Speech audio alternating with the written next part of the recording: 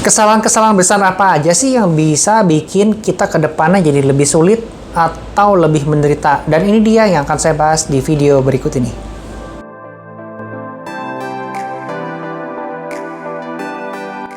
Yang pertama adalah kita menyepelekan hal-hal kecil. Nah, hal kecil misalnya benar-benar kecil ya, sepele. Mungkin tidak membereskan tempat tidur, atau mungkin tidak menyikat gigi di pagi hari, tidak menyikat gigi di malam hari karena ya kita capek ataupun sedalam kondisi mager, alias malas gerak. Kebayang nggak sih kalau misalnya 1 hari, 2 hari nggak sikat gigi nih, itu masih oke dong giginya dong. Tapi Anda rasakan coba 5 tahun kemudian, gigi sudah mulai cenut-cenut. Nanti 10 tahun kemudian, gigi sudah mulai berlubang, dan 20 tahun kemudian gigi Anda sudah banyak yang bolongnya dan harus diganti atau diimplan. Nah, itu jadinya karena kesalahan kecil, hal-hal kecil yang sering ditunda-tunda itu menyebabkan kita menderita di kemudian hari atau di masa depan.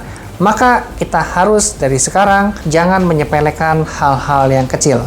Yang kedua adalah kita harus terbuka terhadap kritik dan juga saran. Apapun bidang kita, seringkali kita bisa mendapatkan masukan mungkin dari orang yang biasa aja, dari orang yang tidak expert di bidangnya, ataupun benar-benar orang yang sudah layak mementori kita untuk lebih maju. Poinnya zaman sekarang, anak muda itu seringkali kalau dikritik, dikasih saran, nggak mau dengar, merasa diri yang paling jago dan egoisnya tinggi. Maka kalau Anda pengen lebih maju di kedepannya, kritik dan saran itu harus didengarkan dan diterima. Masalahnya gini, kritik yang seperti apa yang harus kita dengar dan kita terima? Yang harus kita dengar adalah kritik yang sifatnya kritis, ya. Kritis dalam arti sebabnya kenapa, alasannya kenapa, karenanya kenapa, dan hingga akhirnya kenapa kita harus menerima kritik dari dia, ya, dengan detail, dengan spek yang jelas, sehingga kita bisa menerima alasan dan tentunya kita nanti bisa menilai apakah kritik tersebut benar-benar cuma sekedar menghina atau dia ternyata memang niatnya membangun, cuma cara menyampaikan aja yang salah, ya. Yang penting di penyampaian yang jelas dan juga kritis.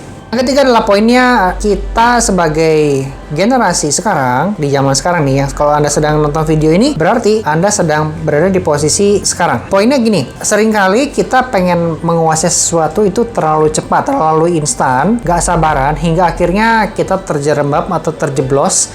Kalau kasus-kasus kejadian sekarang tuh contohnya adalah kasus anak muda yang baru belajar saham tapi langsung masuk gede. Karena katanya main saham itu untungnya bisa gede banget. Nah, karena belum ngerti tapi sudah diiming-imingin dapat gede, akhirnya mereka melakukan yang namanya pinjaman online atau pinjol. Nah, akhirnya mereka berhutang, bingung bayarnya seperti apa, dan bisa menyulitkan orang-orang di sekitar mereka. Nah, poinnya adalah karena mereka pengen dapatnya instan. Kita sebagai seorang yang di masa depan pengen bahagia, pengen sukses, kita nggak boleh berpikir secara instan. Bangun fondasi yang kuat dulu, kita belajar sesuatu yang dari basic sampai advance secara bertahap, secara berproses, hingga akhirnya kita jago, dan nanti ketika kita sukses, fondasi kita pun kuat dan tidak sembarangan. Suka dengan tips seperti ini? Yuk, subscribe, like, share, dan juga komen jika ada pertanyaan. Dan jangan lupa kita punya TikTok @distributor bangunan. Saya dengan Samuel Moses, sampai jumpa di video berikutnya.